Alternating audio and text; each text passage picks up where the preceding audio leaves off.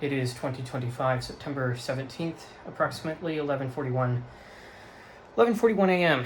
Okay, so getting right back to it, 3-4 asymptotic notation. Properties. So for this problem, let f of n and g of n be asymptotically positive functions.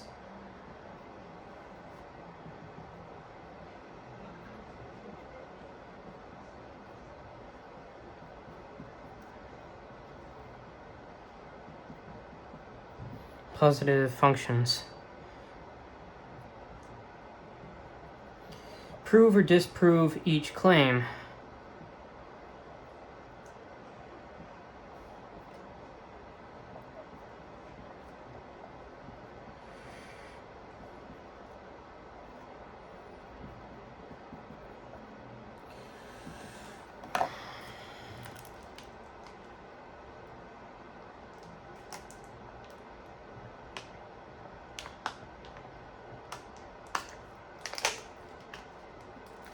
So, you know what, we'll just address this claim by claim. So starting out with A, claim is f of n is equal to big O.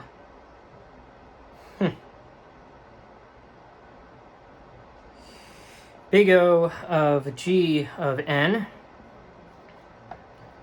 implies g of n is equal to big O of f of n, right? Well, yeah. So intuitively, big O is not symmetric unless the two are the same order. So let me just give you a counterexample.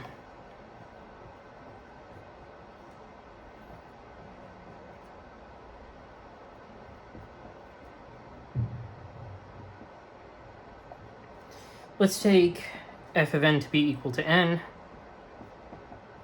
and g of n to be equal to n squared.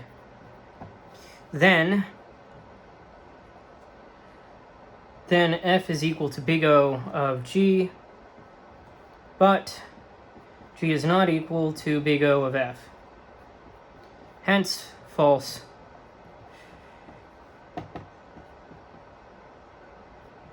Okay. Now let's move on to the next one.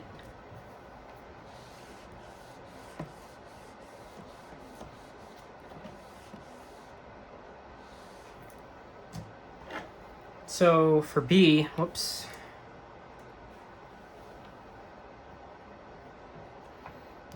f of n plus g of n is equal to theta of the minimum of f of n and g of n. Okay? So intuitively, the sum is dominated by the larger term, not the smaller. So here's a counterexample. Say f of n is equal to n, and g of n is equal to n squared. Well, then f is equal to big O of g. However, but g is not equal to big O of f. Sorry. I was going along the same lines there, so then f plus, I just realized I was rewriting what I had written before. Oopsies.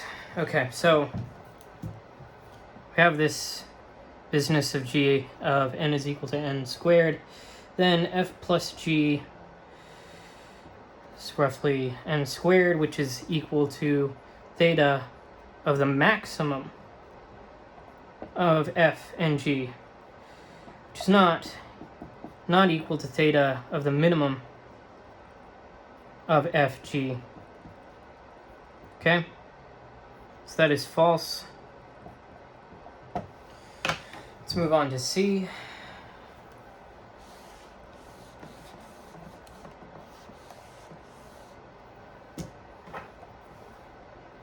So for C,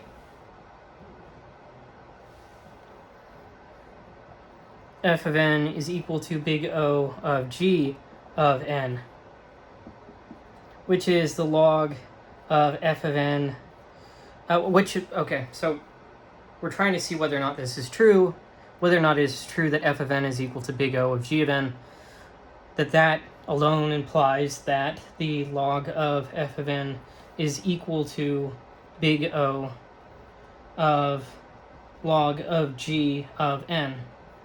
Okay, so, oh, no, not alone. Assuming log of g of n, assuming that is greater than 1, and f of n is greater than or equal to 1 for all sufficiently large n. All right? So, logs turn multiplicative constants into additive constants. So, let's approach that via proof here. Try to erase this.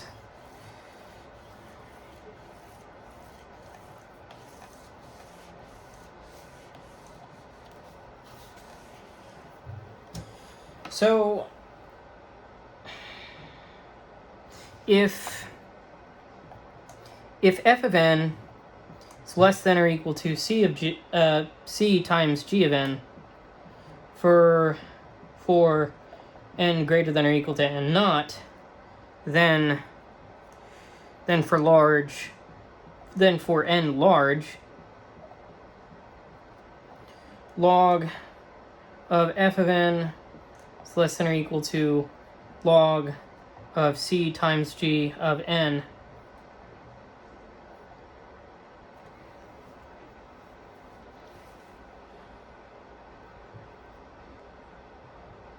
Okay, now this is equal to log c plus log g of n,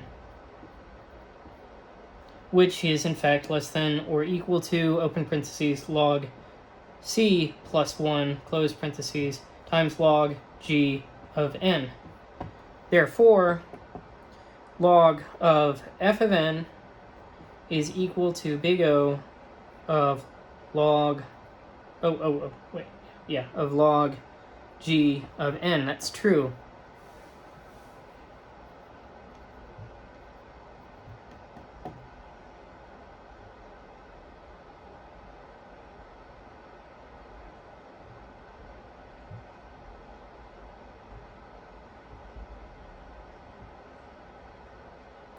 Okay.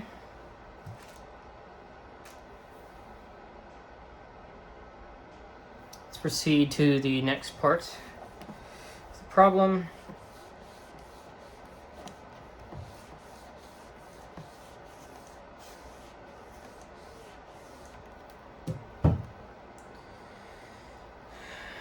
So, for part D, we have f of n is equal to big O of g of n, and we want to claim or disprove that implies 2 to the power of f of n is equal to big O of 2 to the g of n, right? So, intuitively, multiplicative constant gaps become exponential gaps. So, for a counterexample, let me show you this. F of n is equal to 2n, g of n. So, and g of n is equal to n squared. Well, then f plus g, whoops. Okay, so let's take the counterexample in which f is equal to 2n and g of n is equal to n. Then f is equal to big O of g, but here's the problem. So 2 to the power of f of n. divided by 2 to the power of g of n. That equals 2 to the power of 2 to the power of n. Right, so let me think about this actually.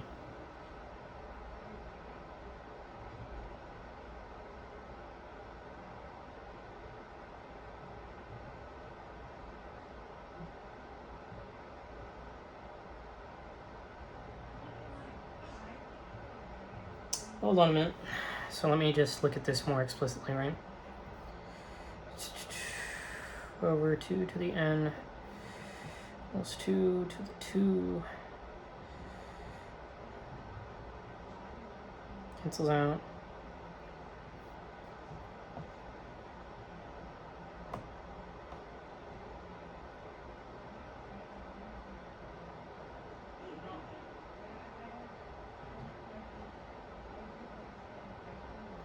Just trying to think if I messed up on my notes here. Why am I blanking? Let's see. Is it true that that is equal to 2 to the n?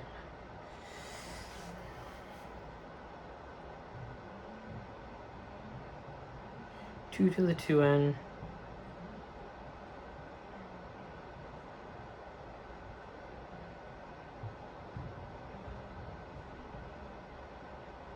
Right, so that's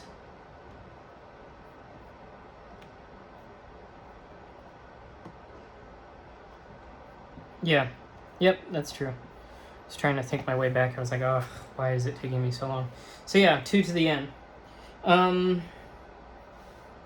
that goes to infinity. So the problem, so 2 to the f is not equal to big O of 2 to the g. That's false. Okay, now let's move on to part E.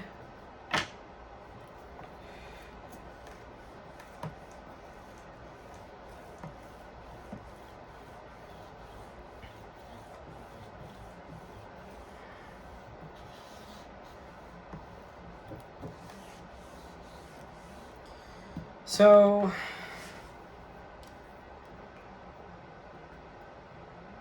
okay, part E asks, okay, f of n is equal to big O of f of n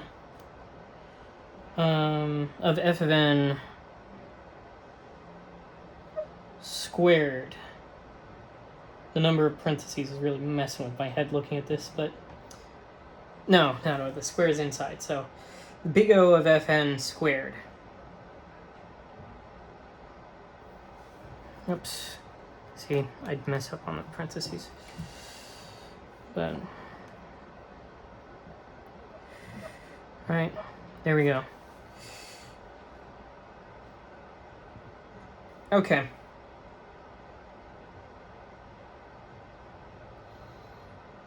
So, but what if f of n approaches 0 from the right?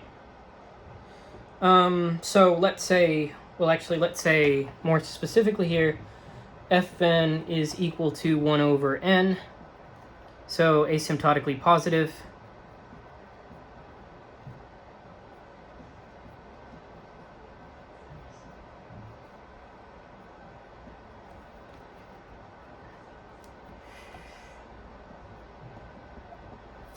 Okay. Well, what then can we say? Well, we can say, well, then f of n over f of n squared is equal to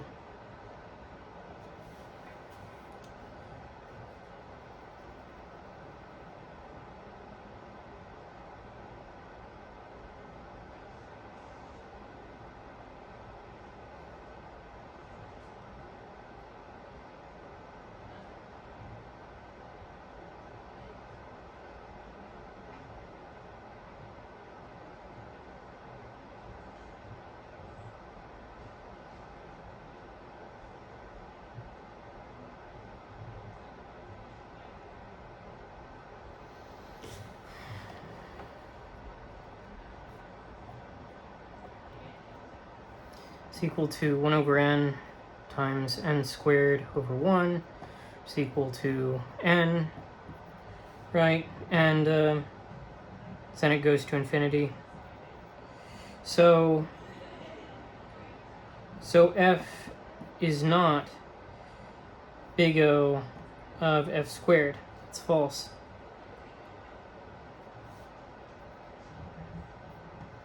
So if f of n is greater than or equal to 1 eventually, the claim would hold, but that's not what we see in this case. So let's move on to the next part.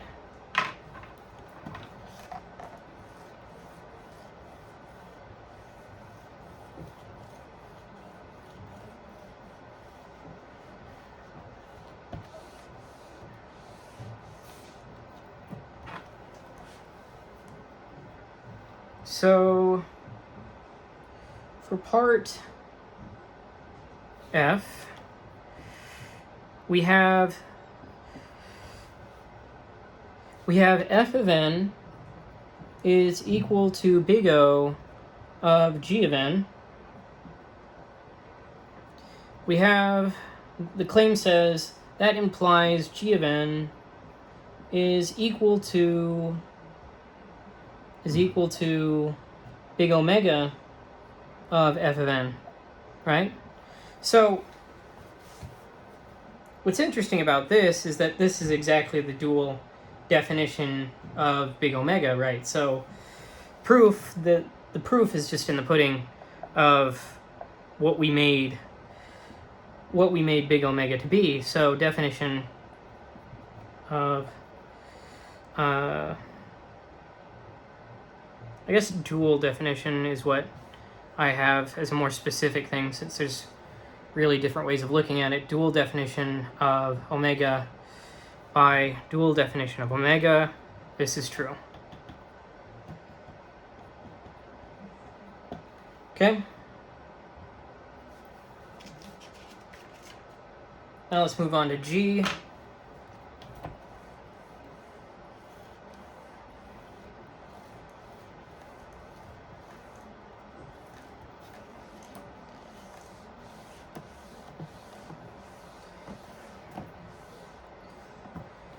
So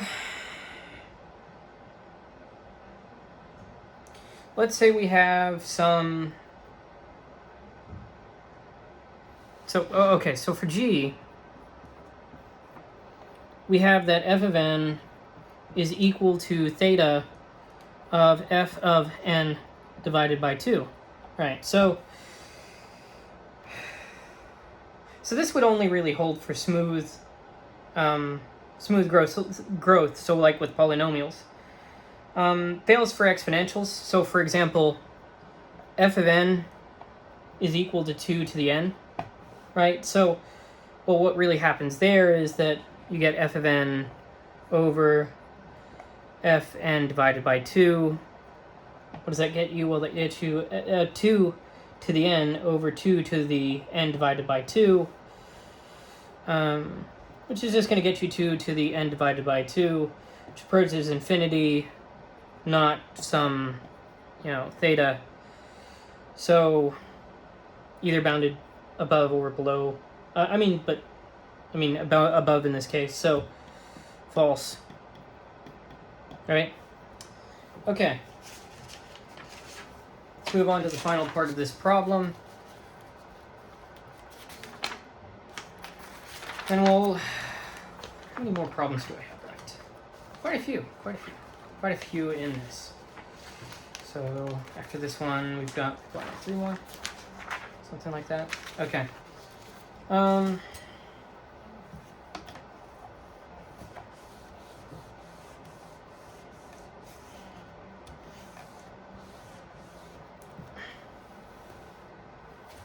So for part H, we have the claim that f of n plus little o of f of n, that is in fact equal to theta of f of n. Okay, so adding a negligible term doesn't change the order, right? That's what we know. We know that to be true. That's just how these things work. So let's let h of n equal little o of f of n, right? Because we're looking at this more rigorously, then we can say, then for any epsilon contained within the open interval from 0 to 1, for all large n, which, is kind of arbitrary, but that's fine, we have that the absolute value of h of n is less than or equal to epsilon times f of n. So, open parentheses 1 minus epsilon, close parentheses, times f of n is less than or equal to f of n plus h of n, which is less than or equal to, open parentheses, 1 plus epsilon, close parentheses, times f of n. So what can we make out of that? Well, f of n plus h of n is equal to theta of f of n. So that's true. All right.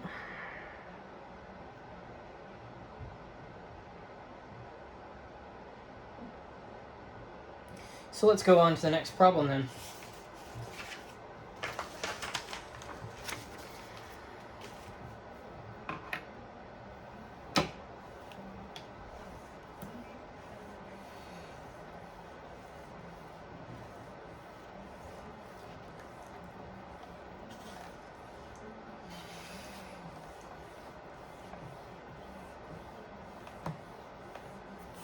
So for 3-5, for problem 3-5, we have let f of n and g of n be asymptotically positive functions.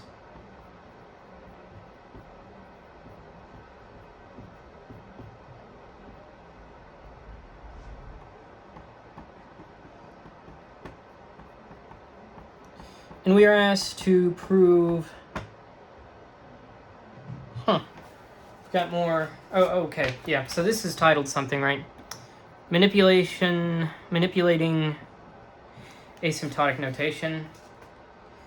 It's kind of, this is a lot, but that's fine.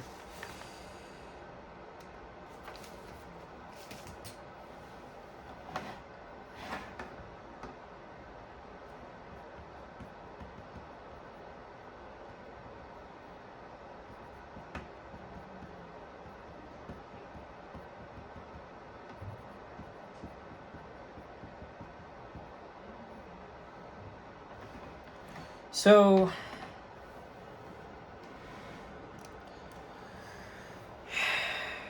let's go through these one at a time.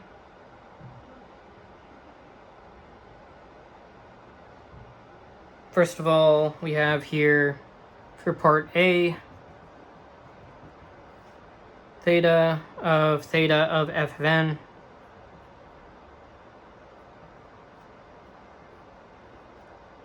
which is equal to theta of f of n. So by definition of h of n being within set theta of f of n, that only happens if and only if there exists C1, C2 greater than 0 and n naught, such that C sub 1 times f of n less than or equal to h of n is less than or equal to C sub 2 times f of n for all n greater than or equal to n naught. Now, applying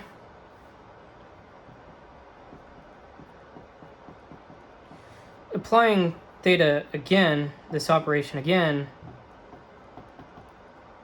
does not change the fact. It doesn't change the set of functions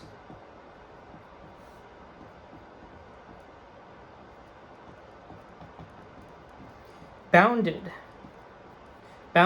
above and below by constant multiples of f of n.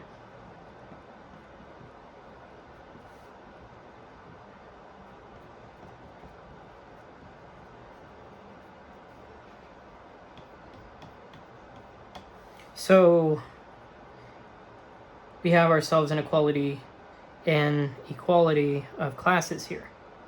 It's a utopia. No. But yes, these are the same thing.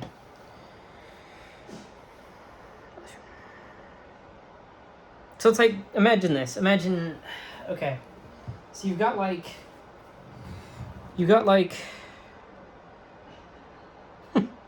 an upper bound of something. And it's like, well, okay, what about the upper bound of that thing? Now, normally, if you were to have like a bit more of a restrictive thing, you'd say, okay, that's going to be something a bit different. But in this case, it's not really a restrictor in that sense. It doesn't restrict what we're working with. And so it's like, say, f of n, it's like, well, the theta of that was n squared, right? Well, it's like, okay, the theta, it's like, that's, you know, theta of n squared. It's like, well, what's theta of theta of n squared? Well, it's like, it's also n squared. It's like, there's this, you know, it's like, well, where do we go in that, right? So, so yeah, it should make intuitive sense, and that holds. And if not, we went through it a bit rigorously to show that. Now, let's go on to part B.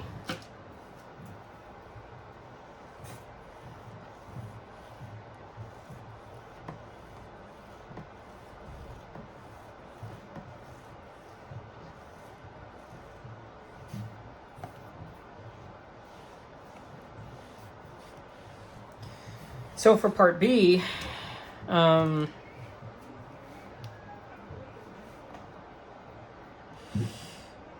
theta of f of n plus big O of f of n,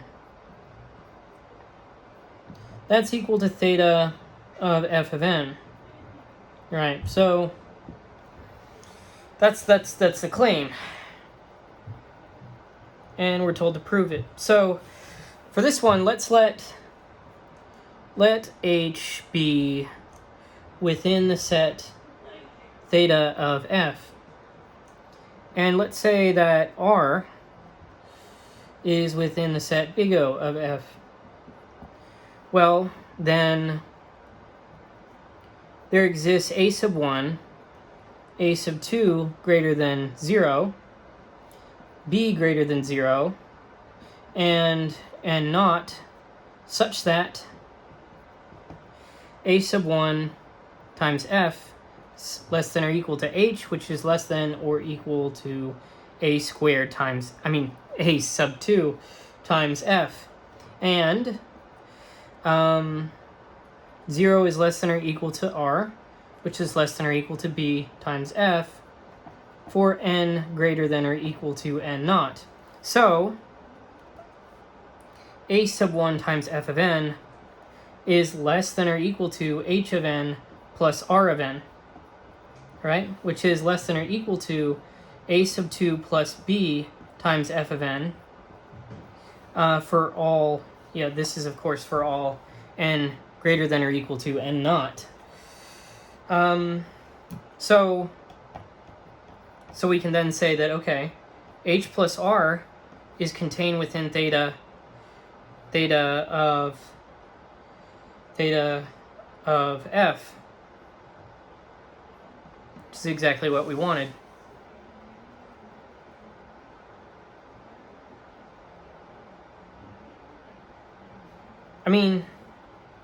It's like, think about it this way, right? So you have the upper bound of the thing, and then you add on to that the upper bound of the thing. Does it change the upper bound of the thing? In a lot of ways, it's kind of like, well, what's infinity plus infinity? It's infinity, It's like, it's this sort of,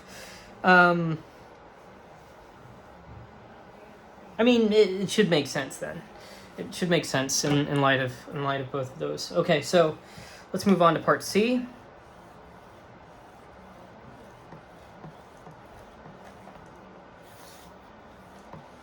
So for part C, what we have here is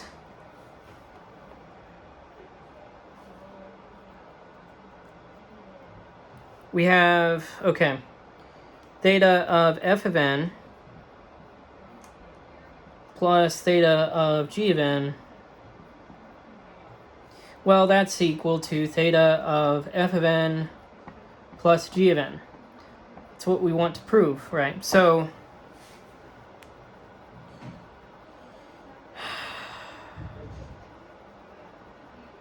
I mean, let's think of this in terms of minimums and maximums, right? So let me just fill that space up so that way I don't use it, because I've used it before and it's kind of annoying. So if h is contained within the set theta of f, and let's use the same sort of thing, h and r is contained within the theta of g, then by definition there exists a sub 1 which is less than or equal to a sub 2, and b sub 1 which is less than or equal to b sub 2, with a sub 1 times f being less than or equal to h, which is less than or equal to a sub 2 times f, and b sub 1 times g, which is less than or equal to r, which is less than or equal to b sub 2 times g for large n. Okay? So what can we say of that? Well, we can say, so min of the of a sub 1 and b sub 1, that multiplied by open parentheses f plus g, close parentheses, is less than or equal to h plus r, which is less than or equal to the max of a sub 2 and b sub 2 times open parentheses f plus g. Eventually, right? So, because again, we're looking at the point is to focus on the asymptotic, right? So let's see here.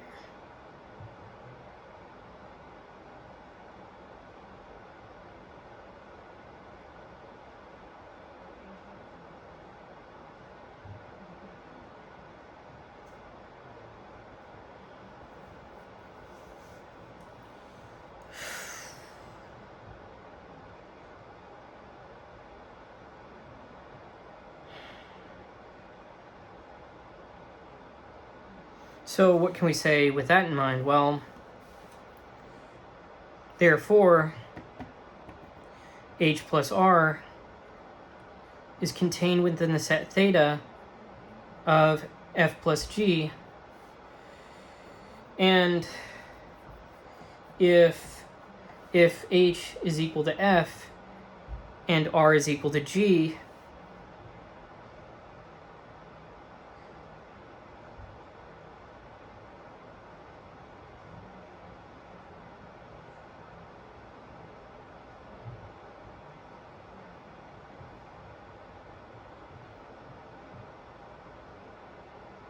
which are trivially in that, which are trivially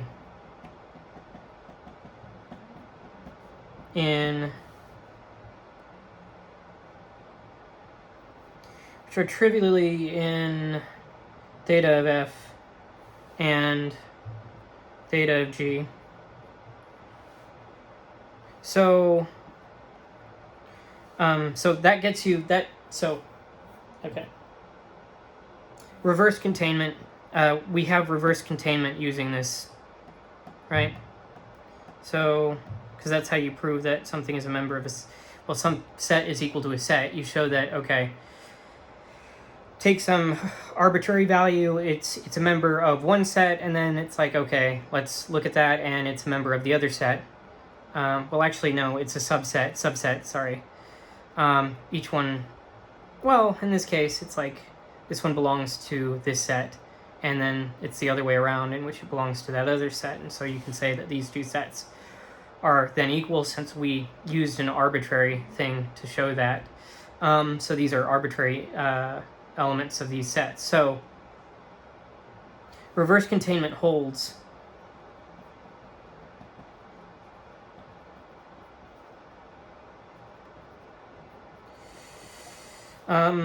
So we can then say that, okay, then so the classes in this case are also equal. So theta of f of n plus theta of g of n is therein equal to theta of f of n plus g of n. All right, so let's move on to part D.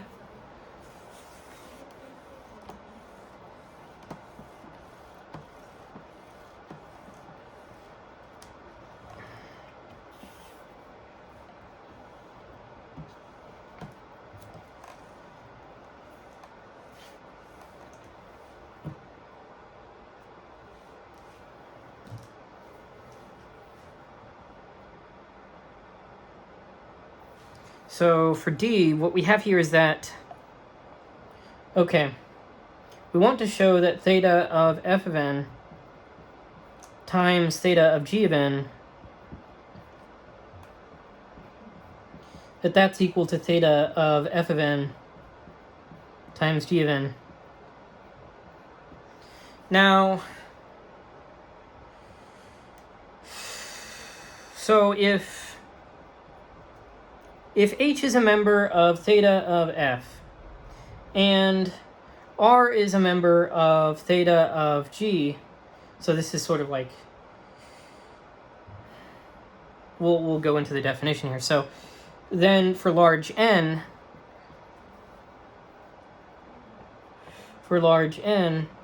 a sub 1 times f is less than or equal to h, which is less than or equal to a sub 2 times f, and b sub 1 times g is less than or equal to r, which is less than or equal to some, well, b sub 2 times g, with positive constants.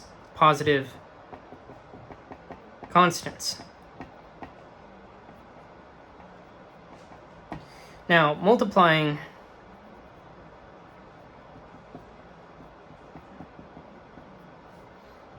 gives you a sub 1 times b sub 1 times f of n times g of n is less than or equal to h of n times r of n, which is less than or equal to a sub 2 times b sub 2 of f of n times g of n. So hr is contained within the set theta of fg. And the reverse containment holds by taking ht equal to f and rt equal g.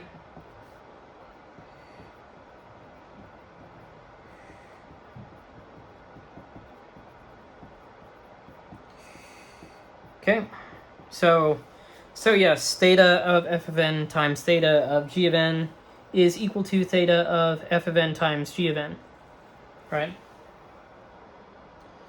So let's move on to part G.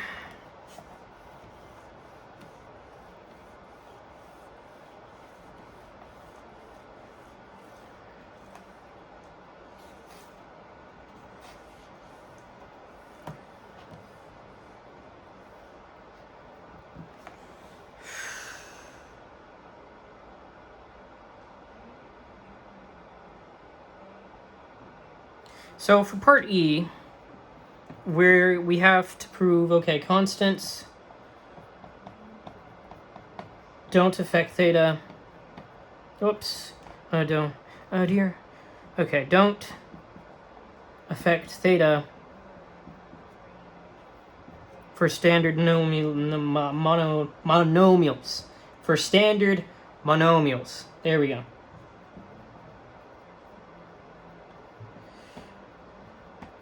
It's like polynomials, but one, so it's mono.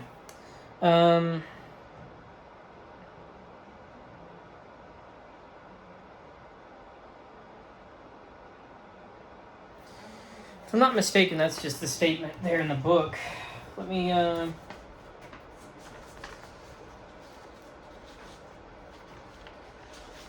have the book on me. It's a big carry, you know, and all that jazz. But whenever I made the notes, the book was right there with me.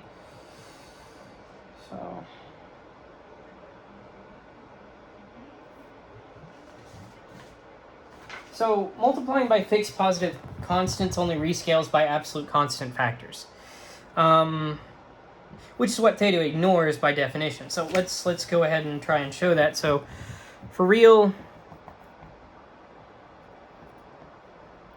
for any real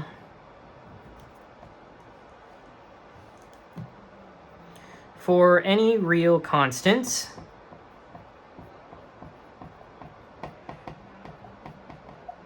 a sub 1, b sub 1 is greater than 0. And integers k sub 1, k sub 2, we have theta of a sub 1 times n to the k sub 1 times log of n, close parentheses, open parentheses, log n, I mean to say, close parentheses, to k sub 2. That's actually equal to, so this is equal to, let me properly do this, is equal to theta of n to the k sub 1 times open parentheses log of n close parentheses to k sub 2. Okay. And we also have that theta of a sub 1 times n to the k of sub 1 times open parentheses log of n close parentheses to the k sub 2 plus theta of b sub 1 times n to the k sub 1 times open parentheses log of n close parentheses to the k sub 2, that is in fact equal to theta times theta of n to the k sub 1 times open parentheses log of n close parentheses to the k sub 2. Yeah, so, and with these we see what I said earlier, which is like that multiplying by fixed positive constants only rescales by absolute constant factors. And we know that theta ignores those by definition. So it's like there's probably, like, you could say, okay, here's the definition, and then you could say, suppose that this is the case, and then you'd have a more full-fledged proof. But this sort of suffices to show that, but there's more that can be said there.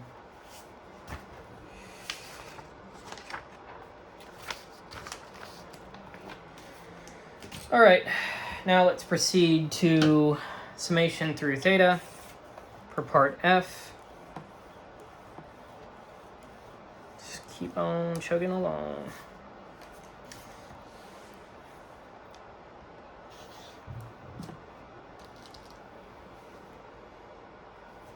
So for F, summation pulls through theta. Okay.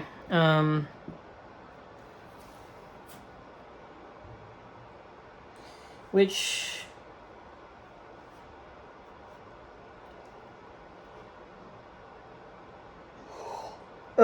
is to say, so for S, which is less than, S contained as for S subset of the integers, assuming the summation of across each n in S of f of n converges absolutely,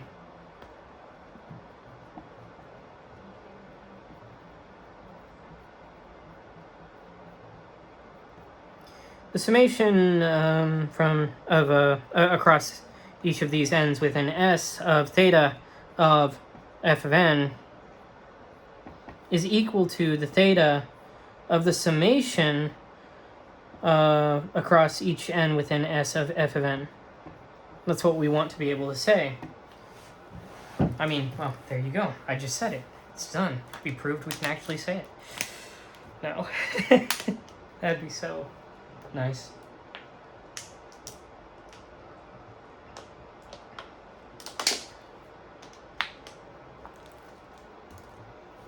All right. So let's go ahead and prove this. Some measure of rigor. So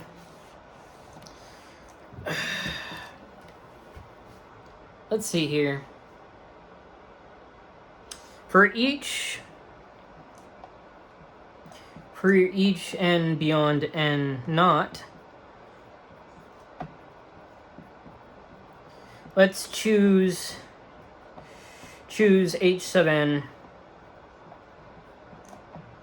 as a member of the set theta of f of n with c sub 1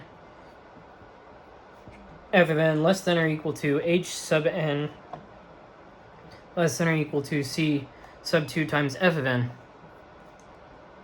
And these are fixed, so c sub 1 and c sub 2 are fixed and are above, well, they're greater than 0.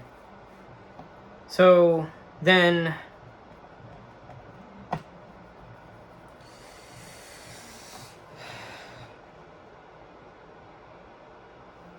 and this, like, okay, so I made a note here. So absolute convergence, that ensures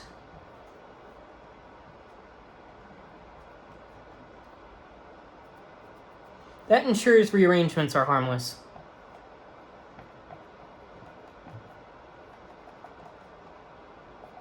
Oops. It's harmless. Right? Okay, so c sub 1 times the summation n within S of f of n is less than or equal to the summation across n within S of h sub n, which is less than or equal to c sub 2 times the summation across n within S of f of n. So the sums are within constant factors.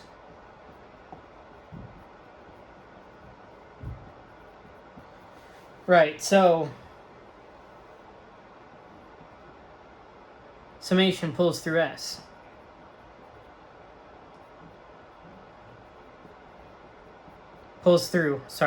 Theta.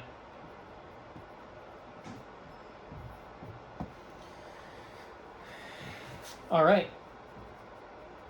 Now on to the final part of this problem, which is part G. Okay, so let's see here.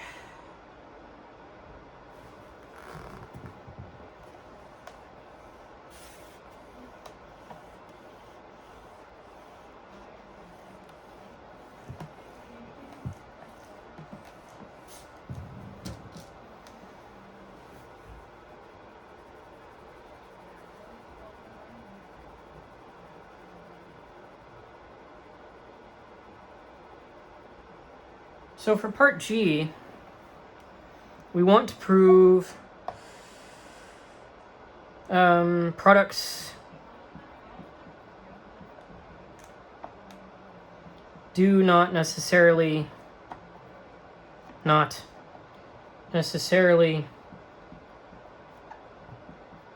preserve theta.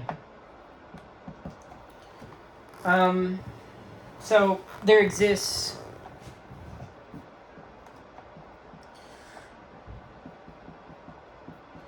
S as a subset of the integers, and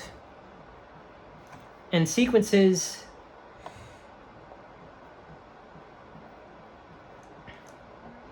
with h sub n contained within theta of f of n such that both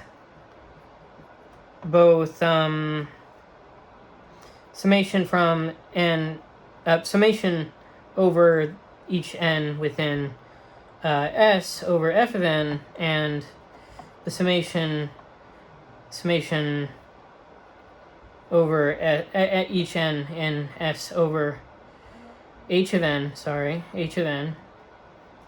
converge.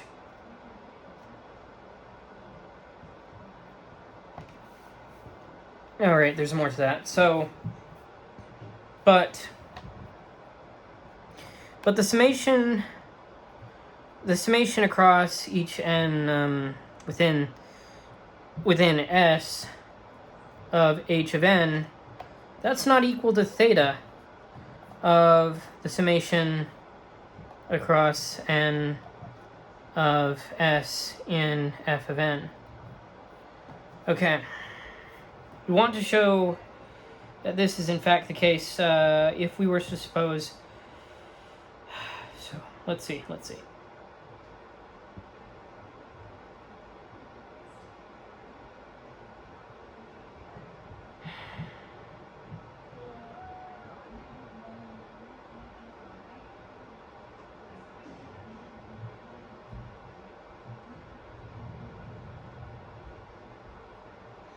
Well, if we suppose that they were, let's see if we can come up with a counterexample, right?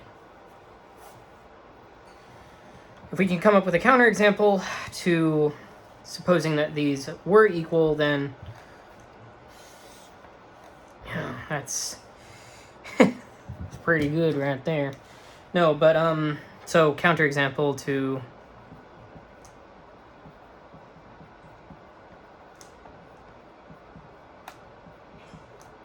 the equality of those. So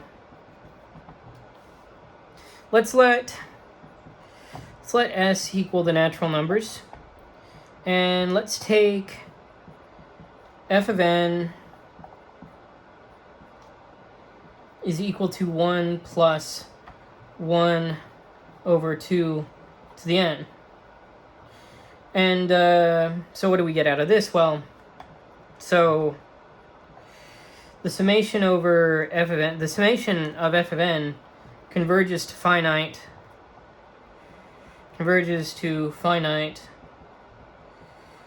L less greater than 0. Finite L greater than 0, right? So, and let's define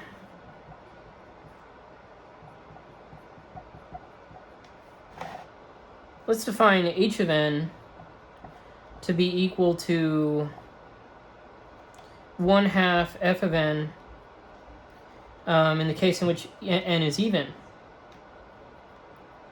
and f of n in the case in which n is odd. Well, then we'd have that h of n is included in theta of f of n term-wise. And this is because 1/2 times f of n is less than or equal to h of n, which is less than or equal to f of n for all n. Now,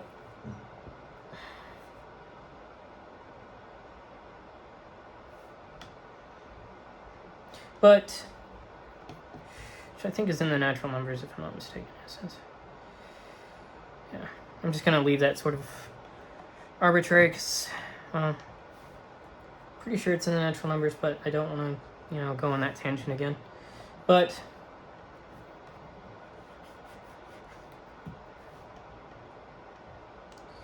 or the positive integers. Negative integers. Okay, so but the summation from n equals 1 to infinity of h of n is equal to, open parentheses, the summation n equal to 1 to infinity of f of n times the summation over the evens, n even, 1/2 of those, which is equal to L times infinity, 1/2 to the infinity, which is equal to 0, which is equal to 0. And this is all while we said earlier, right, so the summation f of n is equal to L, which is supposed to be greater than 0. So, right, so we have ourselves a contradiction if we assume to the contrary that this thing is equal, right? So both products converge. Let me erase this and then write more. There's more to be written on this board for now. Okay. So let's say, well, actually, both products converge. Okay. Yet they are not within a constant factor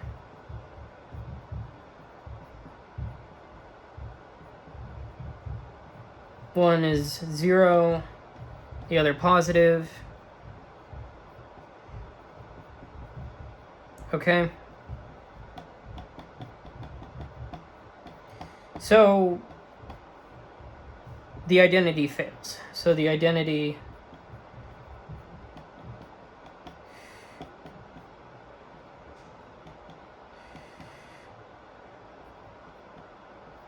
summation of h of n over n within S equaling theta of the summation over n in S of f of n, that does not work. So that identity fails, which means they're not equal. Okay.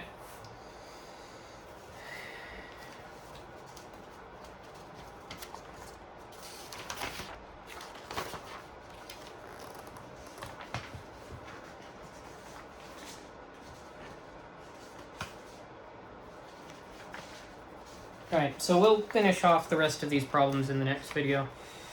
For now, let's just leave it at that. Alrighty then.